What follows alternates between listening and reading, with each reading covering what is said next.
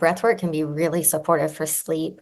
Again, as we practice with consistency, it's going to start to support hormone balance, which is going to support natural circadian rhythms and, the stress hormones, cortisol, things of that nature. So over time with consistent practice, um, perhaps you'll find that you just feel calmer prior to bed and and you're able to fall asleep easier.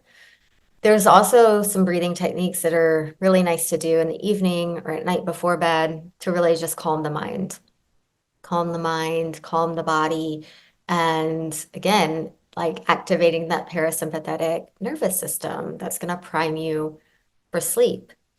And with the breath work I teach, a lot of times I'll incorporate certain types of music that's also therapeutic. It's literally changing your brainwave state and getting you out of that high stress beta brainwave state into a more relaxed alpha, even theta brainwave state, which again is going to really support you in drifting off to sleep. So a couple of things I'll mention here. If the sleep issues are driven by maybe a lot of mental chatter, maybe there's stress, anxiety, maybe there's some worry or fear or whatever is going on in the mind that is just like super activating, and you're finding it hard to kind of just wind down and go to sleep. I'm going to go back to that slower breathing. The slower breathing is going to really help. And when I guide people through breath work, I'm also using like guided meditation and visualization. So, having that as part of it as well. It's not just the rhythmic breathing. It's also like having someone that you're listening to in your headphones or something, like really guiding you into a restful space where you can drift off to sleep. But the rhythms that I would use in that situation are, again, the really slow breath rhythms and extended exhalations. So I'd go back to that 4-8 rhythm. And if that feels too difficult, then a 2-4 rhythm. So in for 2, out for 4. For some, I have some people say that feels too fast. Other people that may feel just right.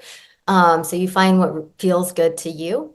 So it could be a 2-4 rhythm, it could be a 3-6 rhythm or a 4-8 rhythm, but just doubling the length of your exhalation. So breathing in for a count and then doubling that count on the exhale. And always, you want to always be breathing in through your nose. There's so many health benefits to nostril breathing that we want to be breathing in through our nose. And then on the exhale, especially if we're extending the length of that exhalation, you may want to breathe out through your mouth because it's easier to control the exhalation that way. So in for 4, out for 8, and do that for 5-10 minutes at night before bed. Can really help calm things down, calm the mind, and potentially, I'm not gonna promise anything, but potentially calm any like physical sensations as well. All those That's when thoughts. it gets, yeah, that's when it gets triggered because there's no other distractions, right? So Right. during the day, there's probably other distractions, you're doing stuff.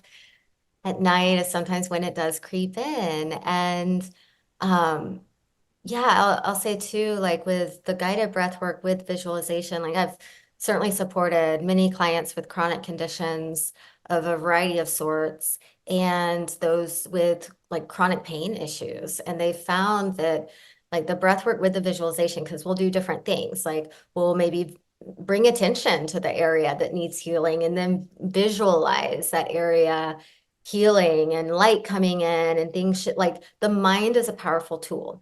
And so through the focused breathing, like you're able to concentrate on your breath and really be in the present moment, and through visualization of certain types, I've certainly had clients that have had their pain reduced dramatically. They've been able to experience a great level of healing through the breath work.